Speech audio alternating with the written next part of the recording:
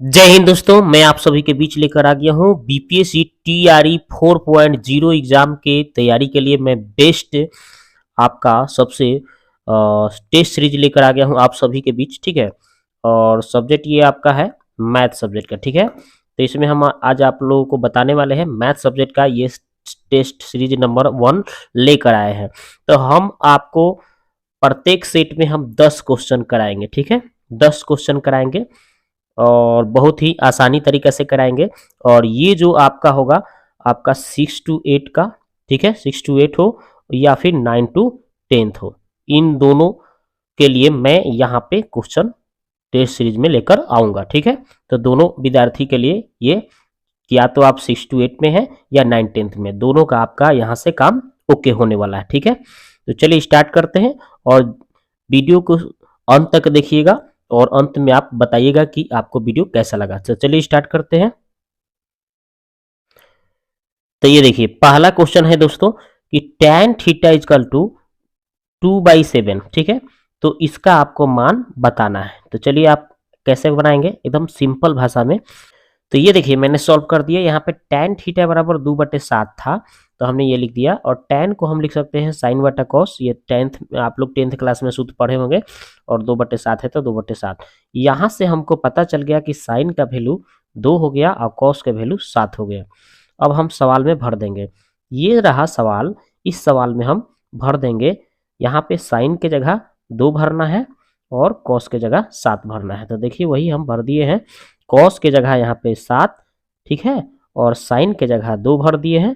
ठीक है, और भरने के बाद हम मान गुणा कर देंगे। 7 चौक 28, 7 दूना 14, 7 चौक 28, 7 दूना 14। अब इसको आगे बढ़ाए हैं तो 28 में से 14 घट गया तो 14 आ गया। ठीक है, 28 में 14 जोड़ दिए तो 42 हो गया।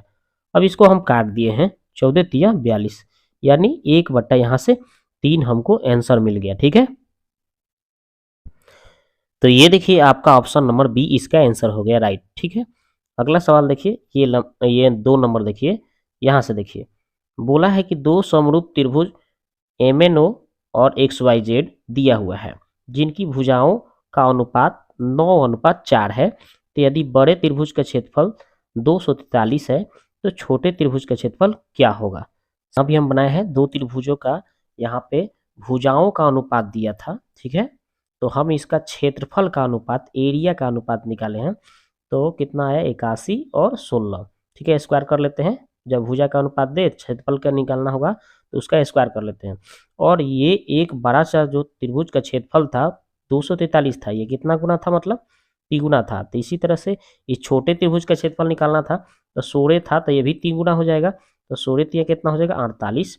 ठीक है, जो कि ऑप्शन में कहीं नहीं दिया था, इसलिए इसका उत्तर हम लोग क्या कर लेंगे, तो ई कर लेंगे। ठीक है, इसलिए इसका उत्तर हो जाएगा इनमें से कोई नहीं, ऑप्शन नंबर ई हो जाएगा। अब देखते हैं क्वेश्चन नंबर हम 3 देखते हैं। ठीक है, तो 3 नंबर में क्या बोला गया है, बोला गया कि एक लंब वृत्तीय शंकु के आधार और ऊंचाई का दुगुना कर देना है। आधार मतलब अगर कोई शंकु है उसके आधार, जैसे मान लीजिए ये शंकु है, ठीक है, तो इसका आधार ये हो गया। ठीक है, तो इसका दुगुना करना है। तो पहले से मतलब अगर आर त्रिज्या होता है तो इसको दुगुना करेंगे तो क्या हो जाएगा 2r हो जाएगा। ऊंचाई अगर h पहले से होता है, ठीक है, तो इसकी ऊंचाई दुगुना करेंगे तो कितना हो जाएगा 2h हो जाएगा। तो बस वही पहले के तुलना में ये इसका आयतन कितना हो जाएगा वही देखना है। तो चलिए देखते हैं इसको। तो देखिए पहले से मान लीजिए त्रिज्या r था, उसको दुगना करे तो 2r हो गया। पहले से ऊंचाई h था तो दुगना किए तो 2h हो गया। पहले से आयतन v1, ये बाद में v2, यानी पहले का आयतन अगर मान के चलिए शंकु का कितना होता है 1/3 पाई आर स्क्वायर h। तो इसके बाद जब दुगुना कर दिए हैं त्रिज्या और ऊंचाई दोनों को, तो कितना हो जाएगा इसका 1/3 पाई आर स्क्वायर। आर का मान कितना है भाई 2r आया है ना, दुगुना कर दिए हैं तो आर स्क्वायर, और h के जगह 2h करना है। अब इसको हम जब सॉल्व करते हैं तो 1/3 पाई और 2 का स्क्वायर 4r स्क्वायर, और ये 2h है तो 2h। इसको जब हम सॉल्व किए तो ये देखिए 4 दूना 8 को बाहर ले लिए तो 1/3 पाई आर स्क्वायर h बच गया। यानी पहले के तुलना में है जो देखिए जो ये आयतन था, ये आयतन आया कितना गुना हो गया, ये 8 गुना हो गया है। तो बस इसका आंसर हो जाएगा 8 गुना, पूर्व के आयतन का 8 गुना हो गया है। ठीक है, तो इसका आंसर हो जाएगा आपका ऑप्शन नंबर ए, 8 गुना आयतन हो गया, ठीक है, पूर्व के तुलना में, ठीक है।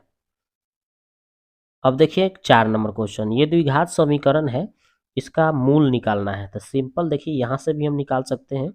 इस 20 को हम कितना -20 है तो हम -10 लेंगे, तो -10 में 10 से करेंगे तो +100 हो जाएगा, गुना करने पर 100, और जोड़ने घटाने पर हमें -10 20 हो जाएगा, ठीक है। अब जो आया है अगर मूल निकालना है तो इसका चिन्ह बदल देते हैं, 10, इसका भी चिन्ह बदल दिए, माइनस रहता प्लस, प्लस प्लस 10 ले लिए, और जो एक्स स्क्वायर में सटर रहता है उसे भाग दे देते हैं, ठीक है, इसमें भी भाग दे देंगे, तो यही इसका मूल निकल जाएगा। तो 1 सोना से 1 सोना, 1 सोना से 1 सोना कट जाएगा, यानी 1/10, 1/10 आंसर हो जाएगा, 1/10, 1/10, ठीक है। तो देखिए आपका 1/10, 1/10 ऑप्शन नंबर ए स्मार्ट तरीका से है ना आंसर। अगला सवाल ये कह रहा है कि समानांतर श्रेणी इतना का इतना है तो 30वां पद निकालना है। तो सिंपल कैसे निकालेंगे भाई, देखिए कैसे निकालेंगे। तो 30वां पद निकालने के लिए क्या होगा, 30वां पद निकालना है आपको, 30वां पद, तो आप इसको कैसे लिख सकते हैं, a + 29d, ए को कम कर देते हैं, सिंपल। a का मान कितना है 10, 29, और d का मान कितना, तो यहाँ से t2 - t1, यानी दूसरा पद में 7 में से पहला पद घटा दीजिएगा, यानी कि 7 में से 10 घटाइएगा उल्टा तो कितना आएगा, -3 आएगा, यानी d का मान आ जाएगा -3। अब इसी को सॉल्व कर देना है, ठीक है। तो सॉल्व करिएगा तो ही 10 माइनस प्लस कितना हो जाएगा, -29 में 3 से कीजिएगा तो कितना हो जाएगा, 87 हो जाएगा, और घटाएंगे तो माइनस कितना आ जाएगा, 77 आ जाएगा, कितना आ जाएगा, -77 इसका आंसर हो जाएगा। तो -77 देखिए अब ऑप्शन में कहाँ है, ऑप्शन में -77 कहीं नहीं है, तो इसलिए इसका आंसर इनमें से कोई नहीं, ठीक है। अगला सवाल, एक खोखले गोले बेलन का वक्र पृष्ठीय क्षेत्रफल इतना दिया हुआ है, और इसकी ऊंचाई के अनुदिश 33 सेंटीमीटर चौड़ाई की एक आयताकार चादर बनाई जा रही है, ठीक है, चादर बनाई जा रही है। तो उस आयताकार चादर के परिमाप निकालना है, मतलब ऐसे एक बेलन था, ठीक है, ऐसे बेलन होता है, राइट, और इस बेलन को अगर हम इधर से ऐसे काट देते हैं, तो काट देंगे तो इस तरह से आयतन की तरफ बन जाएगा, आयत बन जाएगा, एक तरह से क्या बन जाएगा, आयत बन जाएगा, ठीक है। और इसका ऊंचाई कितना, 33 cm, ये 33 था, तो 33 के हिसाब से यही इसका क्या हो जाएगा, चौड़ाई, यानी 33 इसका चौड़ाई हो जाएगा, और इसका लंबाई क्या हो जाएगा भाई, तो यही वृत्ताकार से ये बना है, यानी 2πr इसका वृत्ताकार भाग इसका लंबाई हो जाएगा 2πr, ठीक है। तो बस इसका वक्र पृष्ठीय क्षेत्रफल दिया है तो बेलन के वक्र पृष्ठीय क्षेत्रफल 2πr(h) होता है ना, लेकिन h के जगह पे कितना है, ये h है ना, h था 33 है, तो यहाँ पे 33 भर देंगे, और यहाँ पे कितना है, बराबर में दिया है 42, 24, ठीक है। अब इस 33 से काटेंगे इसको तो 128 बार में कट जाएगा, तो 128 इसका क्या हो जाएगा, तो इसका 2πr के मान 128 यहाँ आ जाएगा, ठीक है। तो इसका क्या हो जाएगा, परिमाप आराम से निकल जाएगा, 2 इंटू लंबाई ये 128, ठीक है, प्लस चौड़ाई 33 लिख लीजिए, और इसी को सॉल्व कीजिए, 128 33 जोड़ दीजिए, ठीक है, और 2 से गुना कर दीजिए, तो 128 में 33 जोड़िएगा तो 161 आ जाएगा, 161, और इसको गुना करिएगा तो आपका आ जाएगा 322, तो इसका आंसर हो जाएगा आपका 322 cm, ऑप्शन नंबर ए, ठीक है। अब देखिए 7 नंबर क्वेश्चन, बोला x4 + 1/x4 का मान 727 है, तो x - 1/x का मान ज्ञात करना है। तो सिंपल, जब इसका मान आपको दिया हुआ है तो इससे थोड़ा सा कम, यानी स्क्वायर वाला आप निकाल लेंगे। स्क्वायर वाला कैसे निकलेगा, तो जो है मान आपका 727 दे रहा है, इस 727 में से आप क्या करिए, 2 को जोड़ के इसका वर्गमूल निकाल दीजिएगा, तो आ जाएगा आपका 27, ठीक है। फिर मेरे को लेकिन माइनस का निकालना है, माइनस एक और कम करेंगे तो 1/x आ जाएगा, है ना, उसका हम स्क्वायर से हम x पर आएंगे माइनस में, तो क्या करेंगे हम, यहाँ पे माइनस में आ रहा है, प्लस से माइनस कर रहे हैं, तो हम इस तरह से जो ही आया है 27, उसमें से हम क्या करेंगे, 2 माइनस कम कर लेंगे, तो और इसका वर्गमूल निकाल देंगे तो आंसर आ जाएगा। तो यानी जैसे ही 2 कम करेंगे 27 में से, तो 25, 25 का वर्गमूल हो जाएगा 5, जो कि राइट आंसर है ऑप्शन नंबर ए। ठीक है। अब देखिए 8 नंबर क्वेश्चन। तो ये देखिए आपका मान है और इसमें आपको x का मान पूछा गया है, जो कि x का मान हम 0 से 12 या बराबर या 90 से छोटा या बराबर ले सकते हैं। तो हम ऑप्शन से बनाएंगे तो बहुत स्मार्ट तरीका से बन जाएगा। तो ऑप्शन नंबर ए ही भर के चेक करते हैं, यही इसका आंसर हो जाए तो यही कर देना है। तो जैसे ही यहाँ x का मान यहाँ पे 90 रखेंगे, ठीक है, तो यहाँ पे cot 90 के मान 0 हो जाएगा, तो ये आपका खत्म हो जाएगा। ठीक है, और यहाँ पे जैसे ही 90 रखेंगे x का मान, तो 1 आएगा, तो यहाँ पे -7 है तो -7 हो जाएगा, 1 से गुणा करेंगे, अब +7 है। अब जब इसको सोल्व करेंगे तो 0 आएगा, जो कि बराबर में 0 है, तो एकदम सेटिस्फाइड कर रहा है, तो इसलिए इसका आंसर ऑप्शन नंबर ए हो जाएगा, x का मान। ठीक है। अब देखिए क्वेश्चन नंबर 9, एक बीकर में एसिड और पानी का अनुपात 1:x है, जिसमें 300 ml मिश्रण और 50 ml पानी को मिलाया जाए तो एसिड और पानी का मिश्रण का अनुपात 2:5 हो जाता है, तो x का मान निकालो। यानी कि मान के चलो भाई कि ये मिश्रण है, 1:x है, ये क्या है भाई, पहले एसिड है और फिर क्या बोला है, फिर बोला है पानी, तो पानी वानी वाटर हो गया मतलब। ठीक है, ये दोनों का मिश्रण का अनुपात यहाँ हमें पता है। ठीक है, तो अगर हम पहले वाटर का क्या करेंगे, भले एसिड का अनुपात निकालना चाहेंगे तो कैसे निकालेंगे, एसिड वाला ऊपर चल जाएगा, ये दोनों को जोड़ देते हैं नीचे। ठीक है, तो ये आपका एसिड का हो जाएगा। इसी तरह से आप नीचे किसका निकालेंगे, अब वाटर का, तो वाटर का कैसे निकालेंगे, x है तो x बटा में ये दोनों को जोड़ देंगे, यानी 1 + x। ठीक है, ऐसे निकालते हैं, ये दोनों का हो जाएगा, आपका एसिड का हो जाएगा और यहाँ वाटर का हो जाएगा, नीचे अनुपात हो जाएगा। अब इसमें बोला है कि भाई 300 ml मिश्रण, मतलब मिश्रण में मिलाते हैं, मतलब इसमें भी 300 मिलाना है और नीचे वाले में भी 300 मिलाना है, और अब उसके बाद बोला है कि 50 ml पानी मिलाना है। पानी कितना मिलाना है, 50 ml, यानी कि इसमें 50 जोड़ देना है, और इसको बराबर में 2:5 बोला है, यानी 2/5 लिखकर इसको सॉल्व करना है। यानी देखिए किस तरह से किए हैं हम, तो देख लीजिए यहाँ पे हमने एसिड और वाटर का जो अनुपात दिया था हमने लिख लिया है, और इस दोनों का अनुपात निकाले हैं भाई, निकाले हैं ना, तो इस एसिड का निकाले थे ना 1/x+1, और यहाँ पे वाटर का x/x 1+x, और दोनों मिश्रण में हमें 300 ml मिलाना था। कौन चीज, 300 ml दोनों में मिश्रण करना था, तो 300 ml दोनों में मिला दिया, और वाटर में 50 ml खाली मिलाना था। ठीक है, तो उसमें 50 ml प्लस कर दिए हैं वाटर में, और इसका अनुपात 2:5 दिया था, यानी 2/5, और इसी को सॉल्व कर लिया अब हम।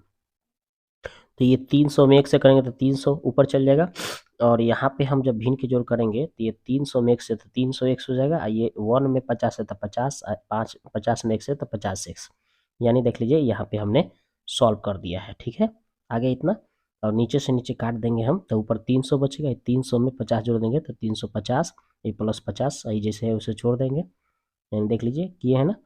अब इसको भी 2 से इसको काट दिए तो 150 आ गया। ठीक है, और इधर एक तीसरा तीसरी गुना करेंगे तो इसने गुना करेंगे 1 से तो इतना ही रह जाएगा, और ये 5 में 150 से करेंगे तो 750, और ये 750 में से ही 50 जाके घटेगा तो 700, और काटेंगे 2 बार में, x का मान आ गया 2। ठीक है, तो इसका आंसर हो जाएगा ऑप्शन नंबर ए 2 हो जाएगा।